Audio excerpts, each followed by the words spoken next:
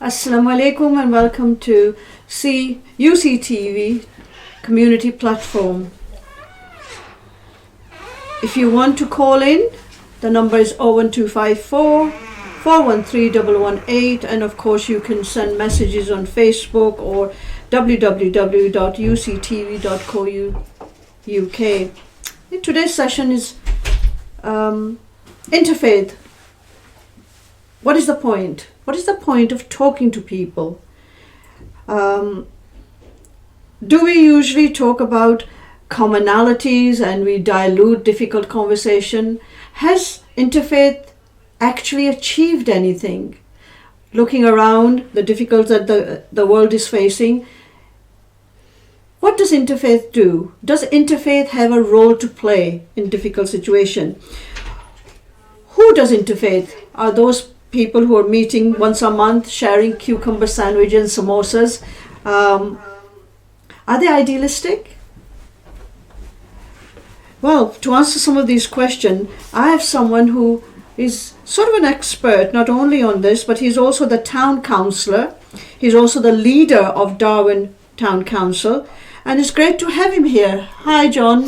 Well, good evening. And thank you for inviting me. No, it's great. I mean, you and I have been discussing interfaith for a long time. For many years, yeah. For many, many years. And we're still talking to one another. And we're talking to one another. Absolutely. Except we're not going to discuss football today. We're certainly not going to discuss football. Because you support the most awful team. Well, I've got options, so let me leave those options in the cul-de-sac for tonight. John, let's start. What does interfaith mean to you? Well, first of all, I think in terms of my own faith, which is Christian, and I've met so many people from different faiths, but I've got to tell you, right here is my home ground. Here in Blackburn, where we are, is where I was born. So just a few hundred yards away is the streets and the churches and the places where I was born. So I've come home in some respects, and yet I live in Darwin, and I moved there in the late 50s. And I was describing to some of the technicians here what it was like then and how things have changed. But some people don't want to change. And sometimes we've got to be realistic that faith changes. And we know now that the Christian faith has got some real challenges. But I suspect that even the other faiths from that are around here in Blackburn and the region and probably the country have some real challenges, not to fall for the same sort of gaps and gulfs that they can get into. And even on the world stage, what lessons have we learned for not talking to one another? So let's start here. The only place I can start, and Jim, is here with myself. This is my home, and I've been, if you like, invaded by other people from other cultures. Has it fazed me? It worried me slightly. But now I've begun to accept those changes because I know that that for the common good, we work together. We can live together. We can live together in harmony. We can have our disagreements, and there certainly will be disagreements, but in interfaith, let's understand one another. And perhaps talking to one another is what we need to do more. But that takes time, doesn't it? It takes an awful lot of time. And for listeners and viewers out there, we've got to remember that the heritage is in our children and the learning that they have.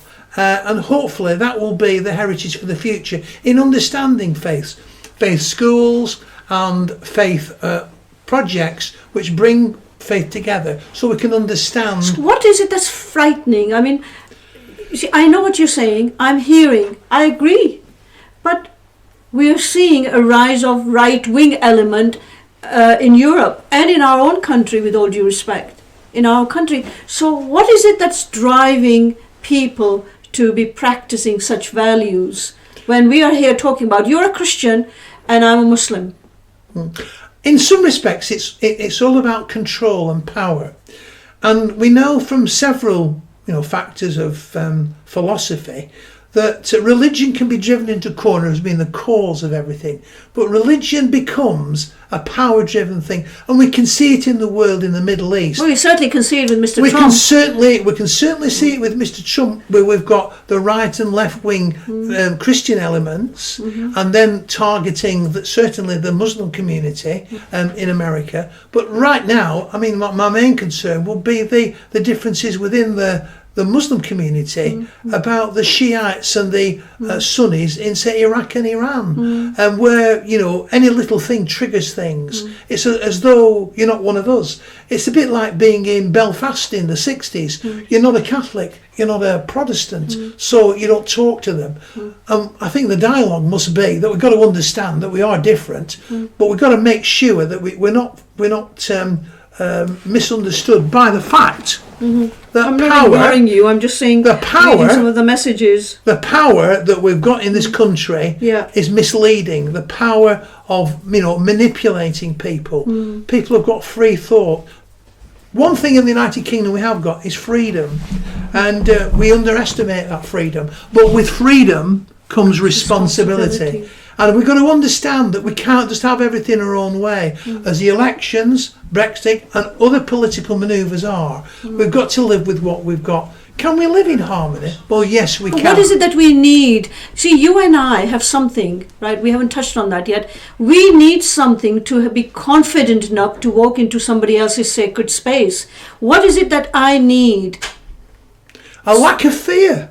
Lack of faith. A lack of fear, a lack of understanding, and a lack of the unknown. Imagine going into a room where there's no windows and you can't see in. And the real trigger is to open the door and gently look inside to see what's there. If you had windows, you could see what's going on inside. But if there's no windows, you can't see. Many people's lives are like that. They're opening doors, or they don't even try to open a door. They don't even try to open a door and look in, because it's fear. It's the fear of what? The unknown, the unknown, the uncertainty, and the fear that things will be changed dramatically.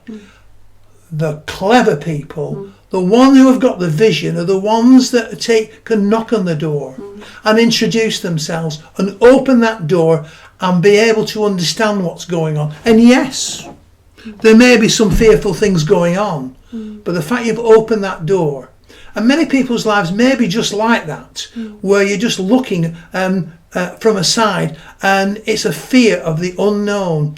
And that's really good, because some politicians and some regimes like to feed on that.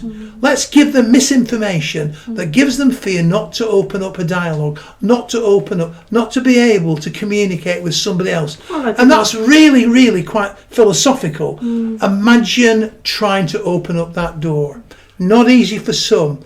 Interfaith is about trying to open each other's door and welcoming those people in and sitting down with them, or standing with them, or lying with them in some respects, with their suffering, with their anguish, with their problems, and being able to maybe resolve those situations together. What's worse than just not going into the room at all and not being able to communicate and help that person? Now, later on in our maybe conversation, I'll tell you some of the practical things and how that can work. So I have to be strong enough to open that door. I have to be strong enough in my own faith. Because if I'm not strong enough in my own faith, how can I possibly open that door? Because that fear will not allow me to open that door.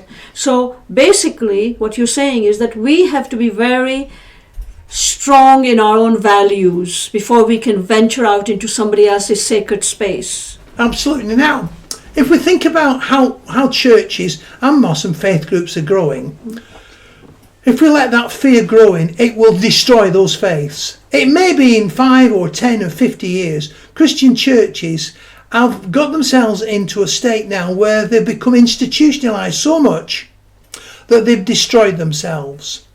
If we go back 2,000 years, in the scriptures, both in the Old Testament and in the New Testament, prophets people who had wisdom, warned people, listen to God. Listen to him. What we've forgotten to do is listen to God in our own hearts and know what is right. Opening that door with a God that's telling you that's right. That's the way to go. Perhaps some of our churches and other faith groups have lost that adventure. Have been able to enter a room with confidence that God is beside them and is going to share with them all the gifts that God has given them. Maybe the gifts of talking, and I do a lot of that. Maybe the gifts of listening. Maybe the gifts of just standing by somebody who's suffering. Maybe a gift of something that's really simple. And I want to give you an example of that. In Darwin, we have a drop-in for refugees and asylum seekers. People who come from war-torn areas of the world, and we all know where they are. From Iraq to Syria, to Afghanistan, to Sudan, Ethiopia, Eritrea. People who have fled their lives. Their whole kingdom has collapsed because of some regime, some war-torn area, and they've come to the United Kingdom, and they've come in various ways, but been trafficked, they've come illegally normally, and we've seen all that on the news. But when they get here, let's say they get here to Blackburn or Darwin, they come through to us and they're fearful, they are terrified, they don't know where they are. And the one thing that interfaith can do, which we've proved in Blackburn and Darwin, is by giving them a welcome. Do you know, it's very interesting that only the other day we had a gentleman came in from Eritrea. Eritrea is a closed off area. It has maximum amounts of armed services. You can be called into the armed services forever. There's no way out. And so many of the young people escape through the various routes from North Africa and the other escape routes. They arrive in Darwin, they're fearful. It may be the way that they've been treated by the border, immigration or whatever, and they come to Darwin and they come to a place where there's sanctuary. It's an interesting word, is sanctuary, where people come in and they can get a gift. This young man from Eritrea, all he got from me was a smile and a bag of toiletries. A smile and a bag of toiletries and a welcome. And the first time since that journey from Asmara, somebody had given him hope and a future. A bag of toiletries from a pound shop, a smile. What's the cost? If every faith group could recognise their welcome, then the world will be a lot better John, place. I cannot disagree. I agree with everything that you said. Can faith groups impact policies which are destroying some communities? Because, do I need to mention across the Atlantic, we have a Donald Trump who's killing communities. And then we have Mr. Boris in 10 Downing Street. What is it about both of these men that they cannot understand, they cannot see that the harm they are doing to some communities? Maybe it's a fear, maybe it's a controlling factor, but in some respects, all we can do as local interfaith is do the best we can for the people that are in need. And as a local councillor, my role really is to try and bring a community together the best way I can. Whatever party it would be, is to bring people into harmony with one another and to coexist. We have to try and coexist in politics. At least we're not sort of in that much a dispute, but it could have got that far. However, locally is what matters for me, because I'm not going to be altering policy at regional or national or international level. I can do it. I can go to my local MP.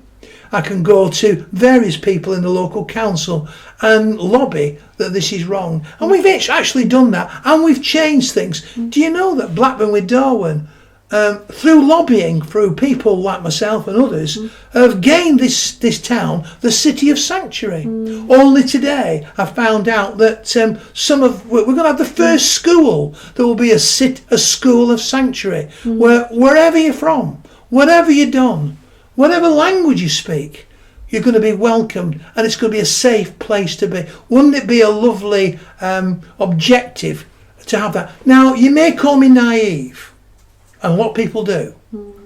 Naive in as much as that's idealistic.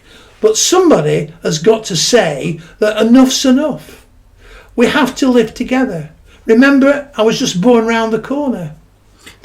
And that corner has changed. This world has changed, but we have to change with it. The problem is that many institutions, some mosques, some churches, some faith groups can't seem to change because the world changes and they've got to change with it. Do you think that interfaith groups can be used by some people who have their own agendas?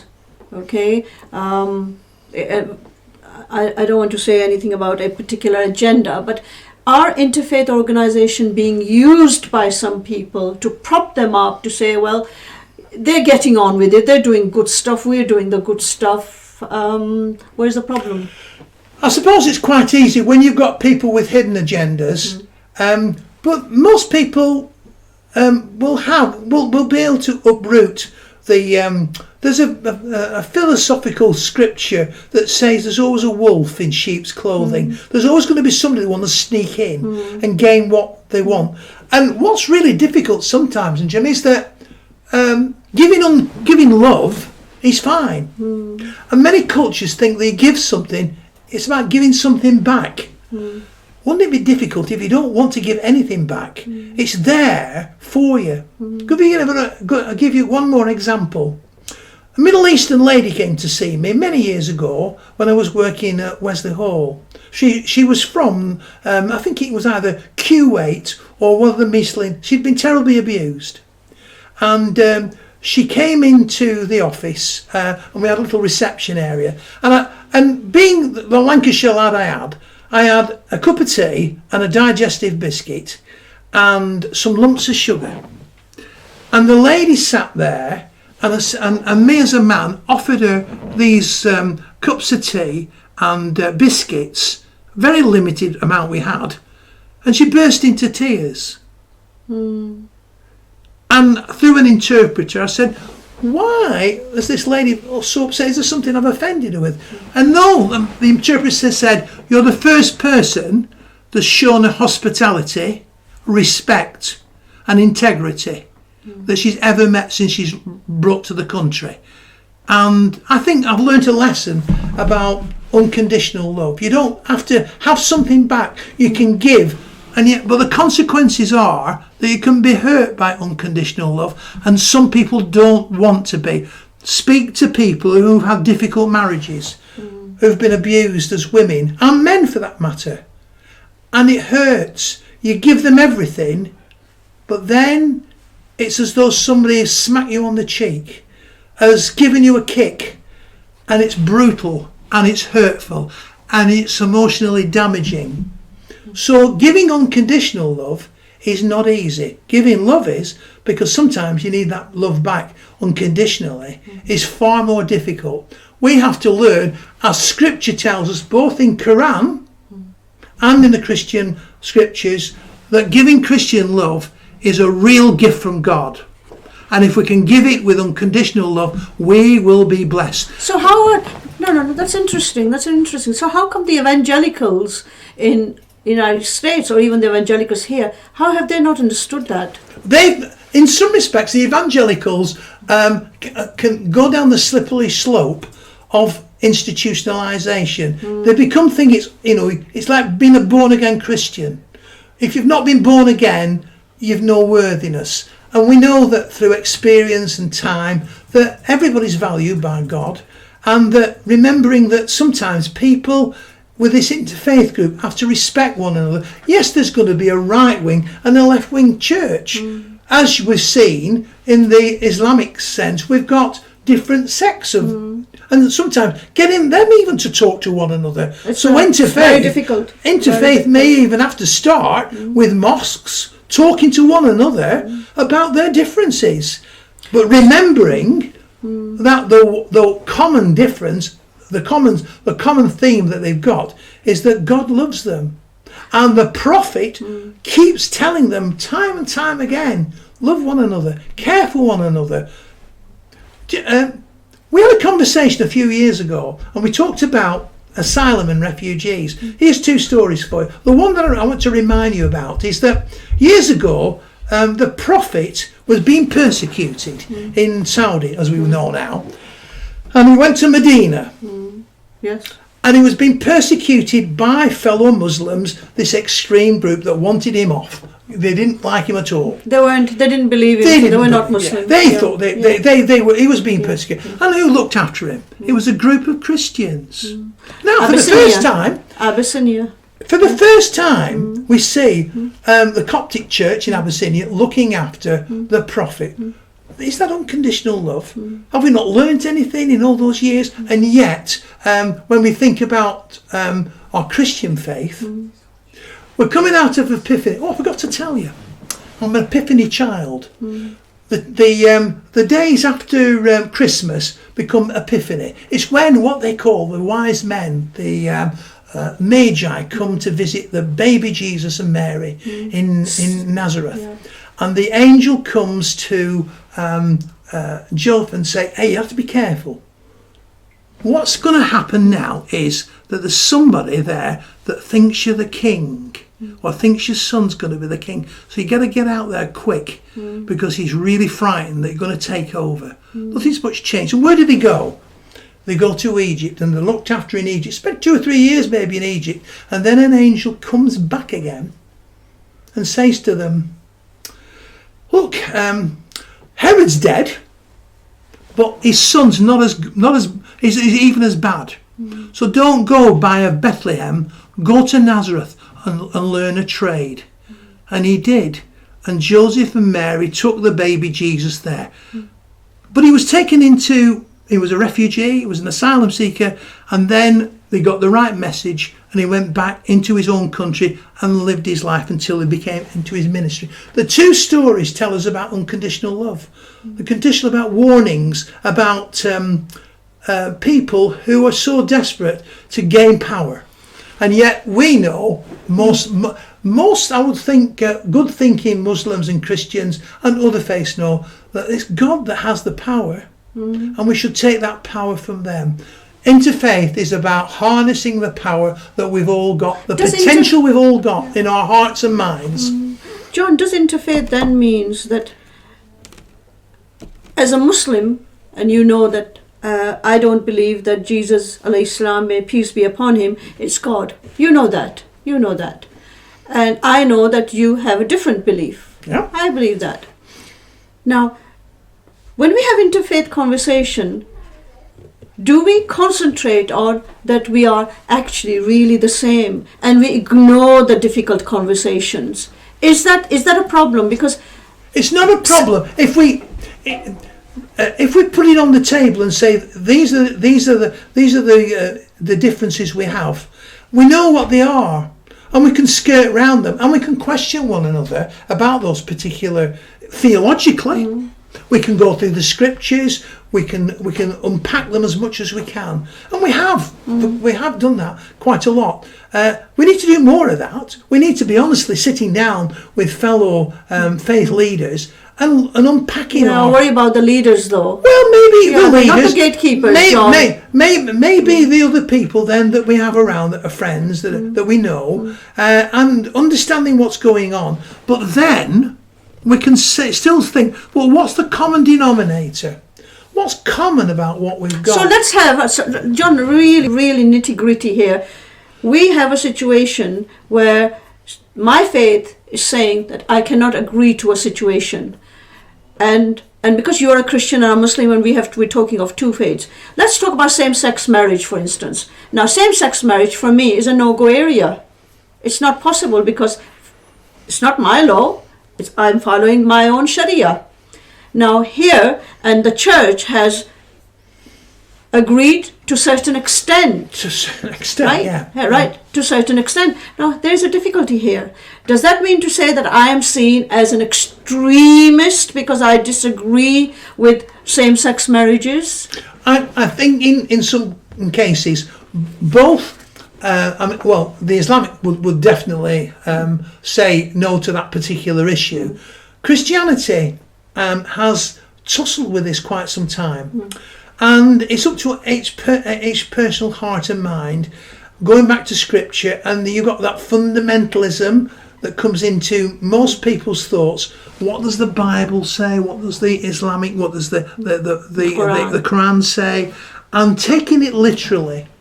And then we have to think about society as it changes, how it evolves. Is it wrong to separate and to despise same-sex people who reputedly in love? Do we create like the one who you know, the gentleman that cracked the Enigma code? What was his name? Alan. What was his name? He lived in Manchester. I can't. His name can't come to. He was a homosexual, and he was condemned, and he committed suicide. He was an intellectual, and he wasn't able to practice his sexuality. There's a difference between being harmful, which is not acceptable. I mean, as a person of faith or a person of non, you cannot harm another person. That's unacceptable. But what we see sometimes in interfaith conversation, and because the kind of work that I've been involved in, that even to say, well, I'm sorry, you know, gay relationships from my perspective cannot happen.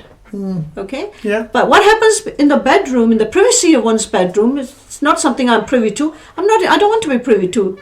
You know, that doesn't mean to say I can harm anyone. There is in some respects some hypocrisy. Because in some respects there will be, from the Islamic faith and from the Christian faith, people who will be inclined for homosexual relationships. Yes, there are. And there are.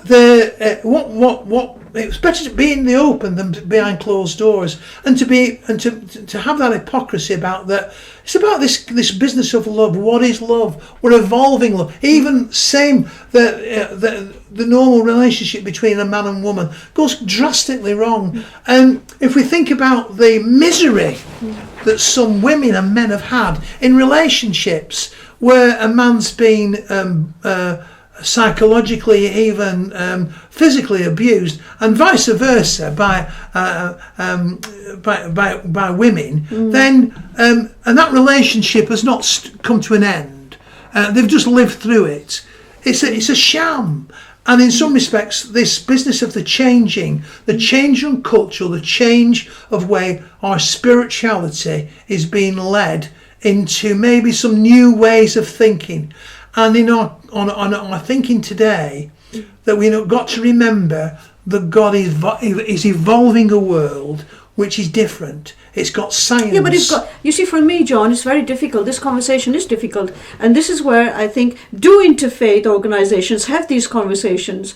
And, you know, interfaith marriages is another one. You know, well, what does that mean? Well, that means that you have two people of two different faiths who have got married.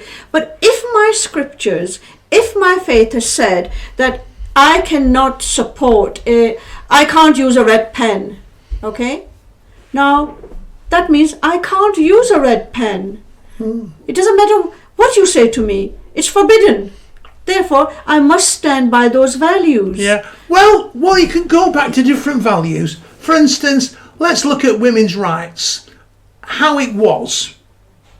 When in the 60s, when Barbara Castle, our MP here, advocated about equal rights for women. And when we got to the Dagenham girls that said, well, hang on, I'm doing the same job as a man, but I'm getting paid far less. And everybody would say, well, that's right, because men are more superior to women. Well, we all know. We're not. That's not true. No, of course not. That we're all equal. Well, I'm not too sure about that. We're all equal. You see, I have a problem with that semantics, with equality. What does that mean? Well, that's a debate. But in that particular case, it's wrong. So when we come to sexuality, it throws a whole new ball game, a whole new way of thinking. And this business, if we go back to unconditional love, it's a hard one. Because love's fine, except you have it on our conditions. Yeah, but it's not my condition, John. It's not my condition. Now you may think it's not your condition. No, but it isn't. This is what you've been brought up with and what your interpretation is. Now, But it's like saying, John, it's like saying, I as a Muslim don't eat pork, okay? So I can't have the pork chops. I don't eat pork. But because it's a command. It's I can't do it. And it's exactly the same way. So by being dilly-dallying and being diluted and having those diluted conversation, actually it's black and white, you don't. 2 men and 2 women cannot have that kind of a relationship. Right? We're not discussing that I should be rude or I should be bad. I'm saying here that this is what my faith stands for. I can't do that. But that's just one of the difficult conversations. Let's go back to this interfaith. Yeah. We can decide. We can have our differences, but we can still discuss them, like we're just having now. And then many of our viewers and readers will be saying, "Well, I agree with him, and I don't agree with her, and I agree with her because it's what people say." But we've got to remember, by having these discussions, putting things in the open, it opens up minds and hearts that there must be hundreds of people out there who are struggling with their sexuality, and it's unhelpful when it's black and white. If we're going to be having discussions which are fruitful for mankind, we have to coexist with all the issues around, from the extremists of the right and from the extremists to the left. And there's got to be some compromise. And I'm just wondering sometimes, as a Christian, what God makes of all this. Does he think to ourselves, well, they're so righteous and they're so pretentious that they've forgotten what the scriptures are about, and the love of people is so important. And I'll go back to the simple fact that this unconditional love is a real difficulty. It hurts. It hurts your emotions because you've got to give way. And nobody wants to give way, because I've been taught that as a child. And I've been taught throughout my childhood, it's wrong to do this. But then I've got to start rethinking, well, is there another way? And I'm beginning to think that, although my view, I haven't said I agree or disagree with same-sex marriages. What I'm saying is the debate is open, and we must remember that we talk together and we learn new things about one another, about our sexuality, as we've learnt about equality of men and women, as we've learnt about how we treat everybody with respect. If we have it in the open, then fine. We don't go and do global things, like first of all we kill somebody in Iraq because he was a threat to the world, and then the next minute there's an almighty cock-up where we shoot a civilian aircraft down, and we're in the verge of a crisis. We seem to be thinking that one's right and what's wrong. So we could say the same about many issues. But what we've got to certainly do is talk to one another more carefully, listen to one another more carefully, and I'm not a very good listener, as you've gathered. I'm not going to comment on that, John, at all. But I understand what you're saying, but I interfaith is, I never did interfaith. I never did interfaith. I think I always did interreligious conversations, but never interfaith, because somehow it seems to have acquired a context which is something that I'm very uncomfortable with. Does interfaith mean, sharing samosas and cucumber sandwiches? Because they're always the same people. They're always the same people meeting once a month and agreeing with each other, going back and say, oh, that was well done. We'll go back next month and we'll have something else to discuss. I want to see how interfaith can use its power. Because interfaith organizations, and we have a national interfaith organization in the United Kingdom. His Grace, the Archbishop of Canterbury, is the patron of that organization. How do interfaith organization can utilize their power by influencing certain political decisions? Well, let's start off where we certainly began, and look at the local level. Certainly the regional and national level is another level, but to be honest, me and you, and many people that we live and work with, our neighbours, we need to work with them to begin with. We need to understand them. We perhaps need to be a little bit more tolerant. and I'm understanding. not putting up with that, John. Be tolerant. Yeah. Well, okay, Yeah. but you know, I I was do? brought up where I was brought up here in Oak Street and Walnut Street, because I'm a wooden top. To work with my neighbours, to work with anybody that lived But that's around your me. religious conviction, isn't it? Isn't that Christianity? Look after your neighbour, and isn't that Christianity? Well, if that's Christianity and if that's Islam, Yeah. but So what we where don't have want to do, Jam, is have the two types of faith that says, well, that's all right, I don't mind helping as long as they're Muslim, and I don't mind helping if they're Christian. Oh, but I can't help the Muslim and I can't help the Christian because they don't believe what I do. And I think the compromise with interfaith is making sure you share for the same plate. You can eat off the same plate. You don't have to. You choose not to, many people, but we can do. So do you think it's lack of understanding of Christianity and Islam? No, it could be Judaism and Hinduism or whatever. Any faith Is at it all. lack of understanding of your own faith then that causes you to become... Our national institutions of faith have driven themselves into cul-de-sacs. And sometimes there doesn't seem to be a way out. Into a cul-de-sac where, you know, we're in there and we're all perpetually trying to sustain what we know and how we know it. The adventure for interfaith is to break down the barriers, get out of the cul-de-sacs and come out into the open, to be able to understand one another more effectively. And that's the real difficulty in what we're dealing with now. So not just the neighbour next door, but the politician, and possibly the institutions that we've created are in cul-de-sacs. And if they're not careful, they'll just lose that momentum that they had, those opportunities to live in a world where everybody can share what we've got together and understand that yes, there will be differences, but the common humanity of all those faiths is about sharing what we've got. Do you think, you know, when I think about Blackburn, I think there's a Muslim population about 40,000 with about what's the total population of Blackburn, Darwin, John? Is it something like about 130,000? 130,000.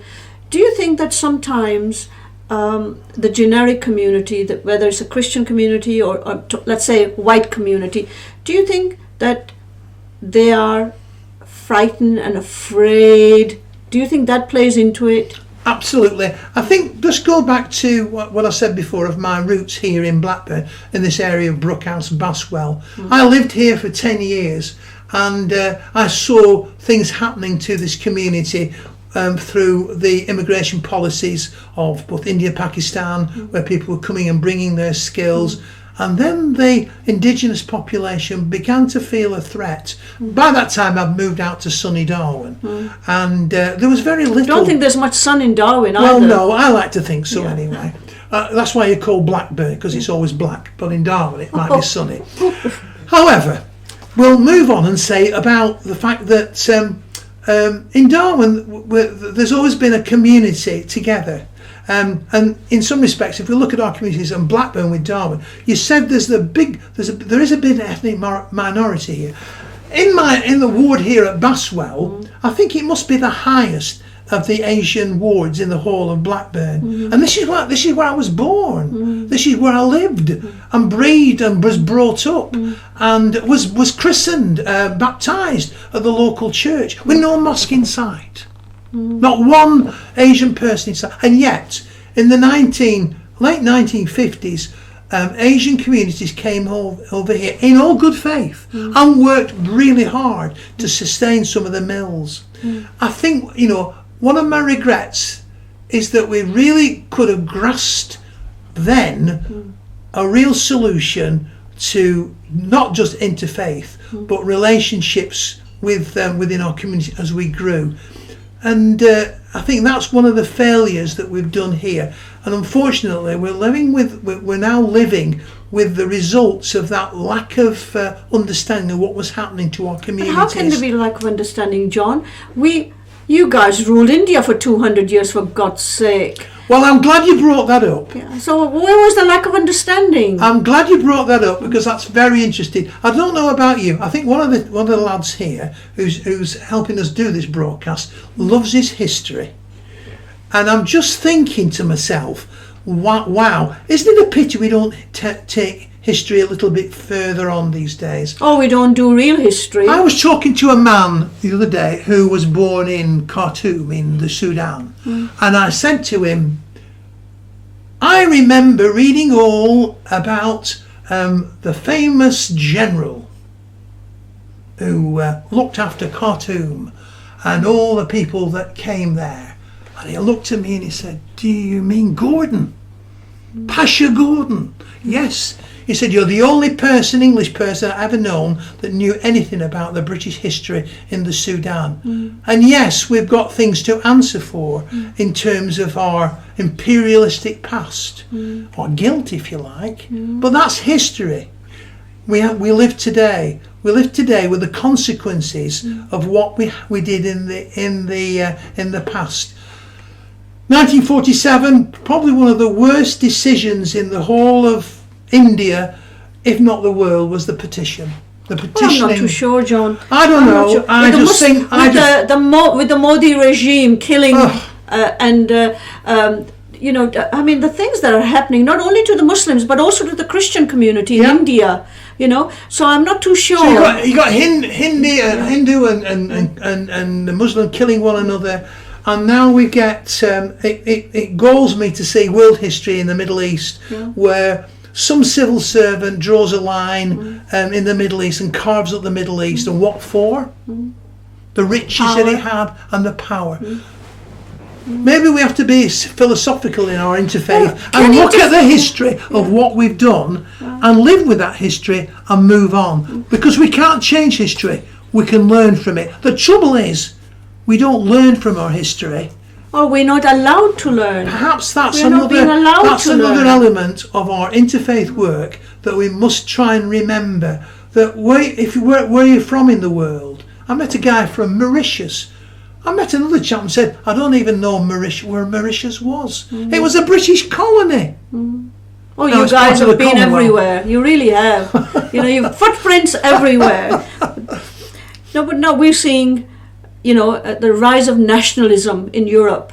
And I've met a lot of Muslim families who've come from Spain, Italy, and they've settled here. And I said to them, but you've left good jobs. Why?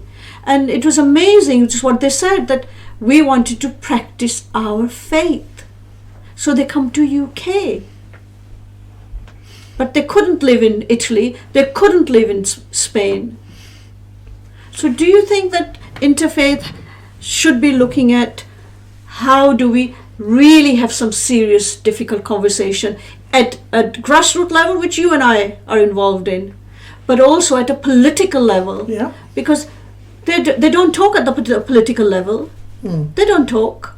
Well, the expediency of politicians it's a bit like ebbing and flowing. But on the ground, that's when it really matters. I really feel that the passion for interfaith about collective working together should come locally by understanding one another's beliefs, faiths and difficulties. And it will be a starting point. But remember this, if you just mention people come to this country because it's a free country. Now you could have critics that say that's not true. But we haven't got racial tension. Yes, it's been here. And racism is being dealt with, not if it's not on the football field. It's on the rise. It's not on the football field. It'll always be something there. But we've got to work at it. It's not going to come on a plate. We have to work for it, and the faith groups have to work collectively together. If not, we'll be like a Roman Empire. We'll be separated and we'll fight one another, and nobody will win except the power that still exists. So in some respects, learning from our history is about working collectively together for the common good. Philosophical trash? Maybe. Idealism? Possibly. But an ideal that says, as human beings, we respect one another for who we are and how we dress and what sort of food we eat and where we live and our customs, and adapt and adapt and adapt. Some people can't adapt. That's the future for our nation, if not the world. Idealistic, maybe. Remember Martin Luther King? No, didn't have a cat and nails chance of getting the particular philosophy of making sure that black and white were the same, had the same rights. After all that trouble with the imperialism of Britain and its states in America, and what the Americans did to the indigenous population, and what we did in Australia and New Zealand and other nations. But we haven't learned. That's what we need to revisit, though. We need to revisit some of these issues of being able to coexist and learn from the history of the past, so we can make a future that is bright and breezy. And I'm not going down climate changing this evening, but that's another issue that we have to come to terms with, because it's on the political agenda, if not on the local agenda. Well, Mr. Trump doesn't even know that that is a problem. You know, I could do a whole program on just Donald Trump. I really could. But as much as I don't want to mention this term, do you think that interfaith groups and interfaith conversation helps cohesion? The word community cohesion? I certainly think we're better with one than without one. However, the interfaith group in our local communities has got to keep its eye on the ball, as they say. It's got to be aware of the changing nature of its role, and especially developing relationships in schools. And let's not undermine what's happening in our area. We've got a lot of things going on in schools. We've got people talking to one another. We've got different faith activities going on for the interfaith forum that happens. It does a lot of good work. It can be undermined, if you like, by that hidden agenda of one faith. But at the end of the day, that should be put aside. It should be for the better good. So the work we've done here in Blackburn with Darwin has set a lot of precedents. But it's always initiated by the Christians. You know, interfaith organizations are driven by the Christians. That's a fact. Well, the Muslims are sort of a bystanders, and that's at a national level as well as a local level. Let's make an appeal. But why? Let's make an appeal to, because it's you that's Muslim bashing. I'm saying they're welcome to the table. I'm Muslim bashing. I'm just saying there's a reality. The plate is there. The plate is there to be shared. All the Muslims have to do is come along and help us serve the plate up for everybody, not just for themselves. Maybe the lesson should be that come to the table, share it together, and maybe we'll understand one another a lot better. Don't hide away. Come out into the open and speak to people honestly and with love and care, and maybe we'll create one day, might not be in my day, a world which can coexist and share things together. And in some respects, the Interfaith Council is a start. It's only really just dribbling through. It's done some tremendous work. But if one of our partners is not really responding, maybe we just have to prick their conscience and say to them, look back in your faith, look what you've been asked to do. It's not about just coexisting with your own people, your own race, your own particular type of culture, but bringing what you've got. And what have the Indian, Pakistani brought to this country? Certainly economy, certainly brains, certainly. Don't forget chicken tikka masala. I didn't even want to go down that route, but we've brought science. We've brought lots of skills. What would our hospitals and our healthcare system be without people from the Far East and from other nations as well? We've brought together a variety of people, and I don't want to go down the route that we coexist now in our major services. When we go to a hospital, or we go to a health centre, or we go to any other institution, we are fully. We're not fully integrated. I'm just trying to read a message. Yeah, I'm just trying to read a message that's I'm not very good with this technology thing, but there's a message that's come through, and I've lost it again. I'm sure it will come back. It will come back. It will come back. No, I have no problems with that. I think the point I'm trying to make is that when I look at some very high-profile national interfaith organizations, right, they're driven by the Christians. It's a fact. Can't deny it.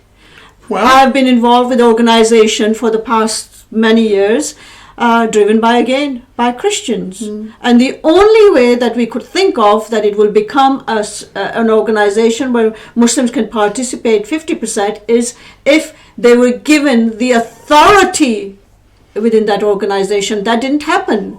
It did not happen. Let me tell you a story of how it could work. And this has happened. After the Manchester bombing, when they had the concert there, a lot of people were injured and died and everything else. We decided in Darwin, this is only Darwin, but it happened in other areas around the area, that we would go to our fellow faith leaders and some of the just members and say, why don't we just share a time together with no hidden agendas? Let's just light a candle or a few candles, and together, Muslim, Christian, whatever faith you wanted to bring together, even non-faith, come together and just think about what has just happened. What drives somebody to be an extremist, and what drives somebody to be somebody that wants to just work peacefully together. We've got to try and make sure. But they're not being responded to question. This happened. No. Let me just correct you. We did go to the mosque. They came forward. The one in Darwin, we've only got one, but it's not, maybe the other mosques have got to try and get this together themselves. But I'm not criticising them. This is their own conscience. But the one mosque that we went to, they came to our occasion. They sat with us in solidarity, because we said to them as we're having our discussions, isn't it better to be together than divided?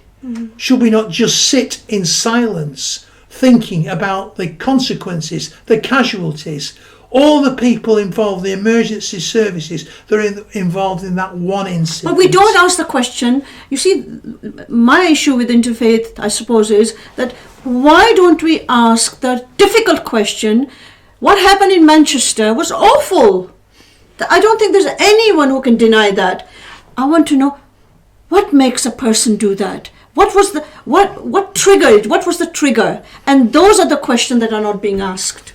Right. Okay. So, nobody wakes up in the morning, John, and said, "Do you know what? I think I'm going to blow up bus number 10 today." Something has to happen. There has to be some trigger somewhere, and if because unless we ask what those triggers are, we're not going to stop.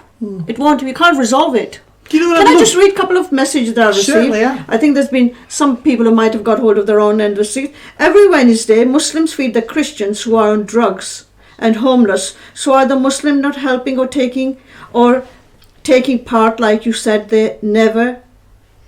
I don't think anybody said that. I think what we're saying is that interfaith conversations are driven by Christian, and that's a fact. We can't deny that. And I know that that isn't. That you're correct. There are some Muslim communities out there that do sterling work and feed everybody, and that's to be blessed. Yes, absolutely. And it's good, and I think both Muslims and Christians at a ground level do a lot of good work. I think, as you said right at the beginning, it's a power structure. It is power. And there are people in our community, whether it's not communities, at a level which is beyond our reach, that are manipulating interfaith. They think that interfaith is about sitting down and having samosas and cucumber sandwich. There's another one here from somebody called Mohammed Rafi. Do you agree we Muslims are all broken? No, I don't think we're broken. Not at all. Broken arrows, fighting each other. We are all Muslims, should unite as one voice. I'm not going to read the next two words. It's not appropriate. But the fact is that there are some examples of Muslims working together. But there are a lot of examples where they aren't. And all we're saying is, let's just get better at it. Let's come together more. And this isn't about on the Richter scale. It's not the Premier League of the goodies two shoes, where we have the Muslims in one league and the Christians in the other. It's about collectively coming together and having one league, and we do things collectively together, and we get things wrong, but we're better to do things than do nothing. And the fact that there's something going on in the community. I know that I was working just before Christmas with a group from the Rotary Club, which I'm a member, and we wanted to wrap up Lancashire to make sure that the people in Lancashire had a warm coat. And we rallied around all the Rotary clubs, and we got a fantastic offer from the Muslim community here in Blackburn and further afield, and they gave us coats. Now you see what I'm saying. It's about just doing the right things. Was there any talk about same-sex marriages? Was there any talk about, was Jesus this? Or was Muhammad, peace be upon him, this? It's about doing the right thing. Sometimes we have to do the right things. Let me just take you back to what you said a few minutes ago. You said, why do people wake up and feel they want to kill one another or kill somebody else? That's a sad indictment on our community of social isolation, of lack of opportunity, and of lack of care for one person, maybe stashed up in a bedsit somewhere. But I'd like everybody to think about this. When you wake up tomorrow, think about what good you could do for somebody else. Looking at your own trauma, many people out there, our viewers and our listeners, have got real problems. But there's always somebody worse off than you. It's an acronym that we all use. But it's working up and being positive about how we can work together. And the only way to do it is together. Let's go back to a Jewish bit of philosophy. The stories that was years ago was that one of the Jewish writers wrote that if you save one man, you save the world. Now, I think if I remember rightly, that was a ring that was given to a particular person that saved a lot of Jews, and he was German during the Second World War. I'm sure our readers, our listeners and viewers will remember who he's called. And they gave him a ring because he saved so many Jews from the death camps. Are you talking about the Albanian? No. I'm talking about, what was he called? It's got out of my head. The lads over there might be able to tell me in a minute. Yeah. To save the Jews in the. He was a German and he saved the Jews. Yeah. And then we've got look at this lovely example, which was not state run, in 1938, where one man saved, what was it, nearly 750 Jewish children, hired the trains, got people to adopt them. Was that a state run thing? No. Was it run by an organisation? No. It was somebody, Nicholas Winton, got into his heart and mind, what can I do? And he saved that many people. But let me stop you there. Now, if the same thing is done today, I decide that my Syrian friends are dying, I think I'll go pack my bags and I will go and see what I can do. I will not be allowed to come back to UK. My passport will be taken away from me. I will be labelled as a radical extremist. That's where the difference is. Well, maybe we have to shake something up in our world. I'm also for shaking up, John. Let's shake things up a little bit and look at the right. Now, you know, in Lancashire we have a saying: is your glass half full or half empty? And I'd like to think that our glasses are always half full, not half empty, because that's always a negative. So I want us to come back to the fact that there's always something positive to do. And the one who have got the negative thoughts, we need to work on collectively together, both mosque and Christian church and Buddhist temple and Jewish synagogue, to remind ourselves that the past can then bring some future of optimism of something that's going to be looking forward to. I don't want to say to my grandchildren, oh, the world is half empty. It's not. It's half full. Because you're then sowing the seed of an opportunity for the future that will give optimism. Do you think and brightness and light? And if we think about our scripture, both in all things, the light of the world. Christians talk about the light of the world, and in Islam there'll be another thought, a saying that says, "This is the future. This is the future." Have faith. Maybe what we've done then, Jam, is lost faith not only in God. Thank you. And I maybe think we've that's lost. it. Maybe we've lost our faith. We have. Not only in ourselves, but we've distanced ourselves from God. Or certainly our leadership. With all due, you see, you and I don't have an issue. No. You and I don't have an issue on the ground. No. But when Boris Johnson talks about my sisters wearing the niqab as letterboxes, I have a problem. I have an immense problem. But then we come back to mutual respect. Yeah. But he doesn't. Understanding. My own Prime Minister does not have respect for me or my sisters. John, it's been wonderful having you. It's been a pleasure. It really has. You know, that's a lot of things that I've learned. But we didn't get to football. I don't think we'll move on from football, shall we? I'd like to say a very big thank you for all those people who sent messages, and my technology is getting in the way, I'm afraid. There were certain messages where they're probably not relevant to the show, and we will pick them up again. I like to end with something, and when we were talking about interfaith,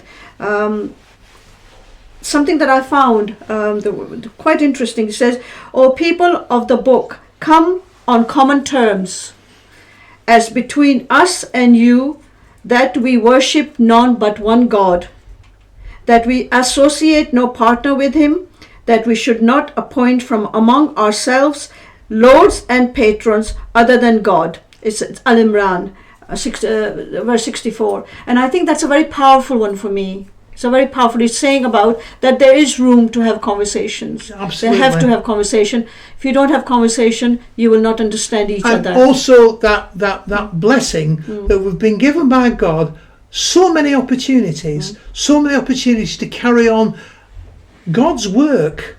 And sometimes, and Jam, I feel like I have a lovely. We have a saying. I have a mission on a plate. I have a plate that's empty, and I fill it with things that are going to enrich my diet, my appetite, and my delight. And God will look upon me and bless me. And my goodness me, I've been blessed. Thank you so much, John. Jazakallah khair for watching. Look after yourself and your neighbour, whoever they may be. Inshallah, we'll see you next week. Jazakallah khair. Assalamu alaikum. Good night.